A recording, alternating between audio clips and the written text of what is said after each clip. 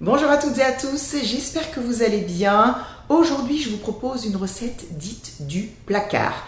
Je ne sais pas si vous êtes comme moi, mais il m'arrive de temps en temps de ne pas savoir quoi préparer pour le dîner.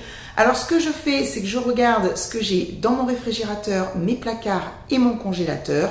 Je sors des ingrédients et j'en fais une recette complètement improvisée. C'est ce qui s'est passé il n'y a pas si longtemps que ça et le résultat a été génial. On s'est régalé. Donc je me suis dit que j'allais partager avec vous cette recette très simple, facile à faire, rapide et comme je vous le disais, absolument délicieuse. Comme d'habitude, je vous montre toutes les étapes en images. C'est parti!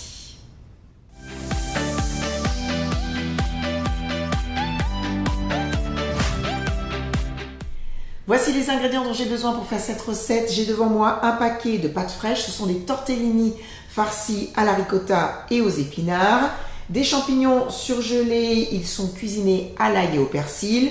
Une boîte de maquereaux grillés, une échalote, une gousse d'ail, des tranches fines de chorizo, du fumet de poisson en poudre, de la crème liquide entière, de l'eau, du sel, du piment d'Espelette et pour la finition, mais ça reste facultatif, un morceau de parmesan.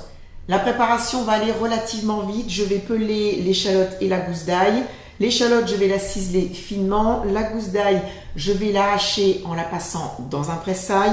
Les tranches de chorizo, je vais les couper en 4 et je vais sortir les filets de maquereau de leur boîte et les émietter grossièrement.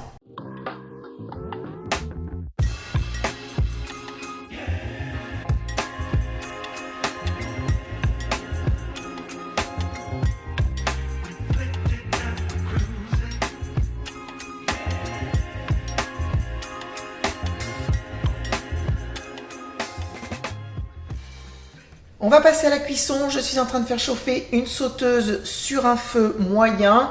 Je vais y ajouter l'huile d'olive qui était contenue dans la boîte de maquereau. Et j'ajoute tout de suite l'échalote que je vais faire revenir pendant une petite minute. Je fais ce plat sur le principe du one pot pasta. Donc je vais maintenant verser dans la sauteuse tous les ingrédients les uns après les autres.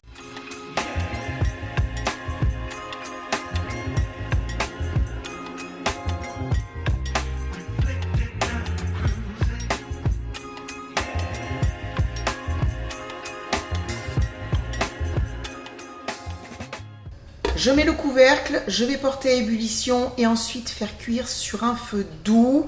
Alors, il préconise sur le paquet de tortellini une cuisson de 5 minutes. Moi, en général, je dépasse toujours d'1 à 2 minutes parce que j'aime bien qu'il soit fondant. Après, vous faites vraiment selon vos goûts. Je pense que je vais faire la cuisson un peu à couvert et puis un peu à découvert. Je vais surveiller, mélanger et je vous retrouve tout à l'heure une fois que ce sera prêt.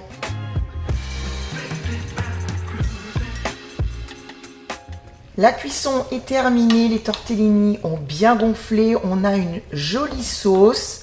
Il n'y a plus qu'à ajouter la touche finale, si vous le souhaitez bien sûr, du parmesan râpé. Voilà, je vous ai tout dit, je vous conseille vraiment de faire cette recette, je vous assure, elle est extra.